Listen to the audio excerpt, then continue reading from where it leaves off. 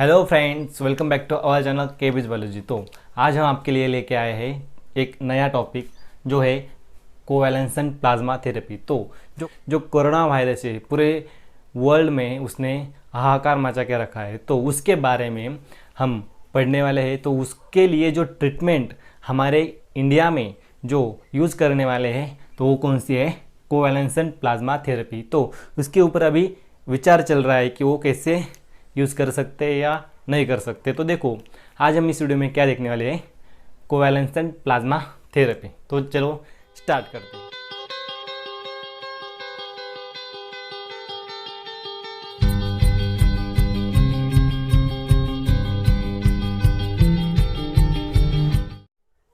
तो देखो यहाँ पे जो कन्वैलेंसेंट है इसका मीनिंग क्या है। कन्वैलेंसेंट मीन्स जो इन्फेक्टेड पर्सन्स है, इन्फेक्टेड पर्सन्स और जिसको डिजीज़ होता है, डिजीज़, तो जिसको डिजीज़ हुआ है, जिसको इन्फेक्शन हुआ है, उसको क्योर करने का जो प्रोसेस है और जो क्योर होते हैं उसको हम क्या कहते हैं, कन्वैलेंसेंट कहते हैं। तो देखो यहाँ पे क्या होता है, जो डिसीज़ क्योर करने के लिए जो प्लाज्मा है हमारे बॉडी में, हमारे ब्लड में जो प्लाज्मा होता है, तो वो प्लाज्मा क्या यहाँ पे यूज़ होता है। थेरेपी मीन्स क्या, उसका ट्रीटमेंट करना, उसको उसकी ट्रीटमेंट देना। तो देखो जो प्लाज्मा है तो यहाँ पे क्या होता है, यहाँ पे जो ब्लड होता है हमारा, तो जो ब्लड है, ब्लड के दो पार्ट होते हैं, बराबर। ब्लड के दो पार्ट होते हैं, पहला वाला जो है प्लाज्मा और दूसरा वाला जो है फॉर्म्ड एलिमेंट्स और सेल्स। तो ये जो ब्लड है उसके डिटेल में वीडियो हमारे चैनल पे मिल जाएंगी। तो देखो जो ब्लड है, ब्लड के दो पार्ट होते हैं, तो ब्लड में प्लाज्मा होता है। तो प्लाज्मा मेनली रिस्पॉन्सिबल होता है जो हमारे बॉडी का जो इम्यूनो सिस्टम है, जो हमारी बॉडी का जो रोग प्रतिकार क्षमता जो है, वो रोग प्रतिकार क्षमता ये जो प्लाज्मा है उसमें प्रेजेंट रहती है। तो ये प्लाज्मा में क्या क्या प्रेजेंट रहता है, प्लाज्मा में वाटर मिनरल्स,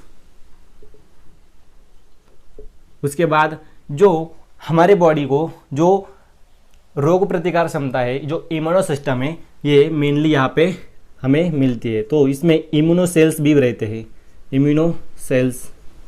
ओके, तो ये इम्यूनो सेल्स क्या है, तो इम्यूनो सेल्स में जो बी एंड टी सेल्स होते हैं, बराबर, बी एंड टी सेल्स।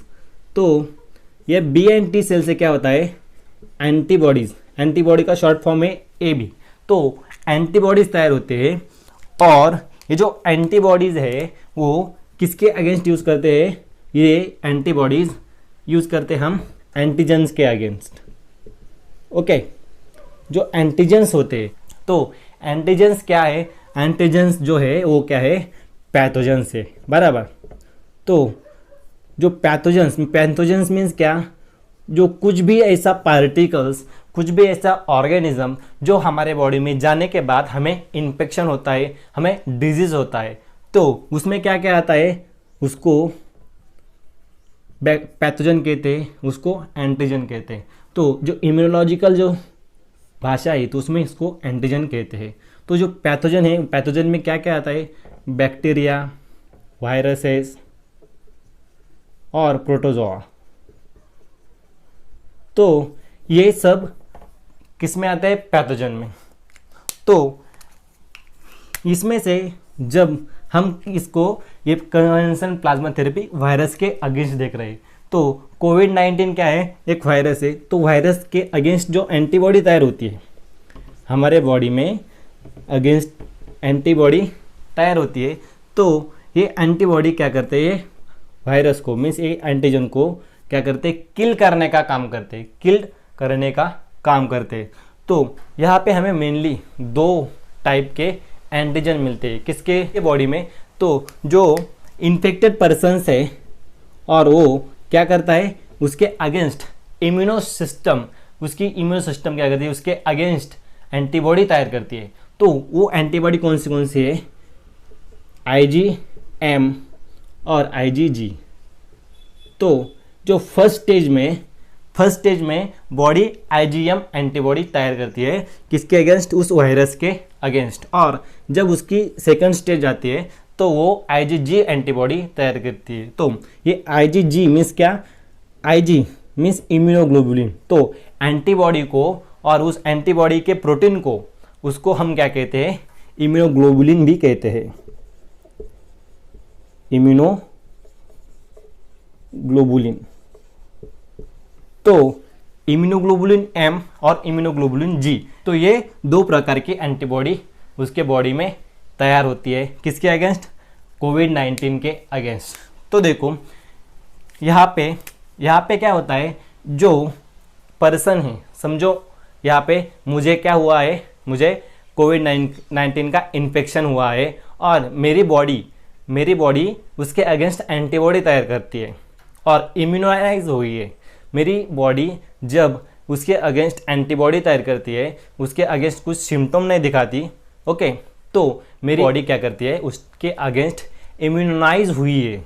तो उसको क्या होता है, उसको उस एंटीजन को वहाँ पे रोक दिया जाता है और उसके वजह से हमें मेरे बॉडी में क्या दिखने रहे, सिम्टम्स नहीं दिखते। तो यहाँ पे होता क्या है, यहाँ पे मेनली क्या होता है, ये दो एंटीबॉडी तैयार होती है, किसके बॉडी में, जो पेशेंट है उसके बॉडी में। तो उस पेशेंट के बॉडी को, और उस पेशेंट को हम क्या कहते हैं, इम्यूनो बॉडी और इम्यूनो पेशेंट्स।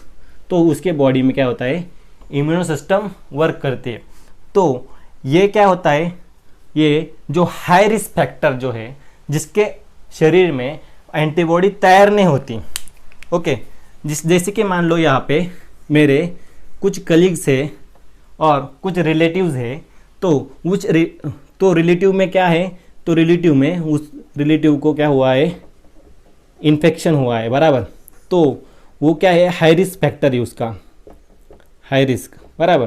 तो ये जो हाई रिस्क फैक्टर होने के कारण यहाँ पे क्या होता है, तो उसकी जो इम्यूनो सिस्टम होती है वो वीक होती है। तो इम्यूनो सिस्टम वीक होने के कारण ये क्या होता है, ये हाई रिस्क के जो लोग हैं उसके बॉडी में एंटीबॉडी तैयार नहीं हो पाती, बराबर। तो यहाँ पे एंटीबॉडी तैयार नहीं होती, तो ये जो पेशेंट है उसको क्या होना चाहिए, ट्रीटमेंट करना ज़रूरी होता है। तो यहाँ पे क्या होता है, यहाँ पे इम्यूनाइज जो पेशेंट है, बराबर, जैसे कि मान लो मी, बराबर, तो मेरे ब्लड से उस एंटीबॉडी को निकाल के इसके ब्लड में डाल देना, उसके बॉडी में डाल देना। तो इस प्रोसेस को हम क्या कहते हैं, कन्वालेसेंट प्लाज्मा थेरेपी कहते हैं। तो ये कैसे निकालते हैं, तो देखो यहाँ पे मेरा ब्लड लिया जाता है और ब्लड से प्लाज्मा अलग किया जाता है, प्लाज्मा। तो यहाँ पे प्लाज्मा सेपरेट हुआ, तो ब्लड से प्लाज्मा सेपरेट होने के प्रोसेस को क्या कहते हैं, प्लाज्माफोरेसिस कहते हैं,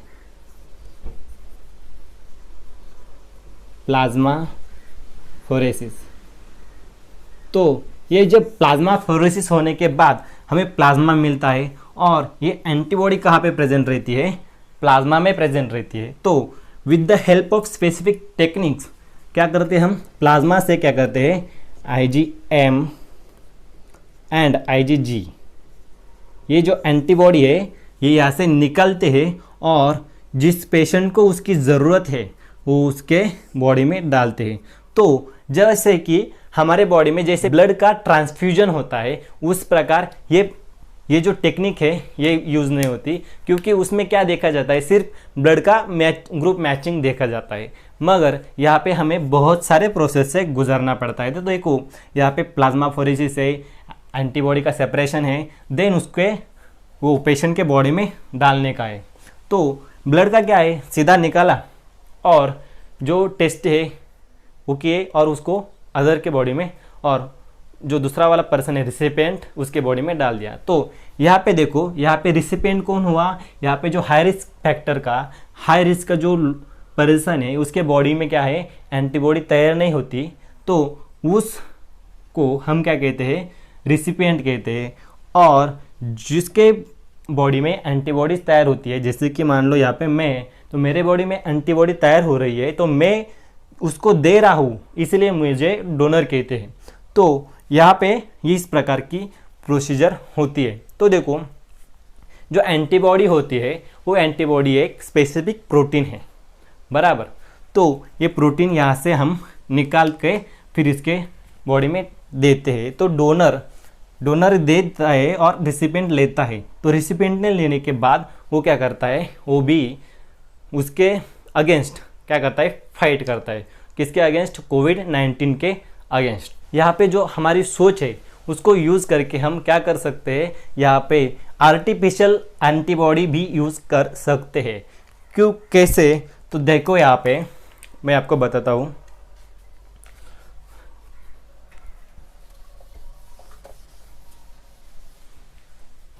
तो देखो यहाँ पे जो IgM और IgG एंटीबॉडी है, IgM एंड IgG जो एंटीबॉडी है उसका स्ट्रक्चर ये क्या है, इम्यूनोग्लोबुलिन है, बराबर। तो इम्यूनोग्लोबुलिन होने के कारण ये क्या है, ये प्रोटीन है। तो इसका स्ट्रक्चर डिटेक्ट करने के बाद इसका क्या करते हैं, इसका स्ट्रक्चर जो कोविड-19 के अगेंस्ट क्या करता है, लड़ता है, उसके अगेंस्ट लड़ता है और उसको किल करता है। तो ये जो स्पेसिफिक स्ट्रक्चर है वो हम डिटेक्ट कर पाए, तो ये क्या कर सकते हैं, यहाँ पे दो टेक्निक्स का यूज़ करके यहाँ पे एंटीबॉडी तैयार कर सकते हैं। एक जो है वो मोनोक्लोनल एंटीबॉडी, और ये जो है एक हाइब्रिडोमा टेक्निक जो है उसका यूज़ कर सकते हैं। हाइब्रिडोमा पे क्या होता है, देखो यहाँ पे जो डोनर जो है, मीन्स जो अभी कोविड-19 के जो पेशेंट्स है, तो उसमें जो रिकवर हो चुके हैं, तो वो रिकवर किस वजह से हो चुके हैं, क्योंकि उसमें उन लोगों में इम्यूनो सिस्टम और इम्यूनाइज्ड हुए हैं, उसमें एंटीबॉडी तैयार हुई है। इसके कारण वो लोग क्या है, वो क्योर हो चुके हैं, किससे, कोविड-19 से। तो हम क्या मानेंगे कि जो उसकी संख्या जो है, उसका काउंट जो है वो कितना होगा, बहुत कम होगा, और वो ऑल इंडिया में बहुत सारे स्टेट में अलग अलग होगा। तो इसमें क्या होगा, इसमें एक ड्रॉबैक ऐसा है कि डोनर जो है वो बहुत कम है और रिसिपिएंट के लिए बहुत सारा प्लाज्मा लगेगा। तो यहाँ पे होता क्या है, जो डोनर होते हैं उसको भी वो कोविड-19 का इन्फेक्शन हुआ है और उनका बहुत सारा ब्लड यहाँ पे खर्च हो चुका है, यहाँ पे लग चुका है, क्योंकि उनको भी इन्फेक्शन हो चुका है। तो इसके कारण हमें डोनर से ज़्यादा ब्लड ले नहीं सकते, बराबर।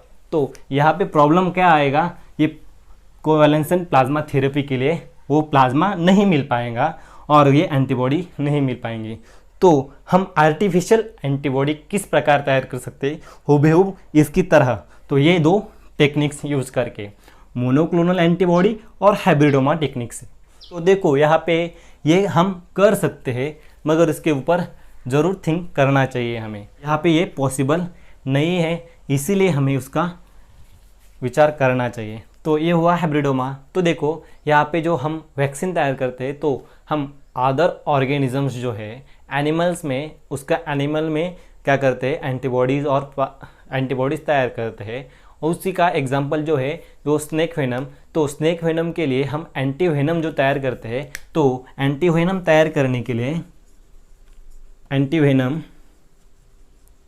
के लिए हम क्या करते हैं, पिग, हॉर्स, इस एनिमल के ब्लड प्लाज्मा का यूज़ करके हम क्या करते हैं, ये एंटी वेनम तैयार करते हैं। तो हम यहाँ पे क्या कर सकते हैं, यहाँ पे ये टेक्निक्स यूज़ करके क्या कर सकते हैं, हम इसके अगेंस्ट एंटीबॉडी तैयार करके ये हम डायरेक्टली पेशेंट को दे सकते हैं।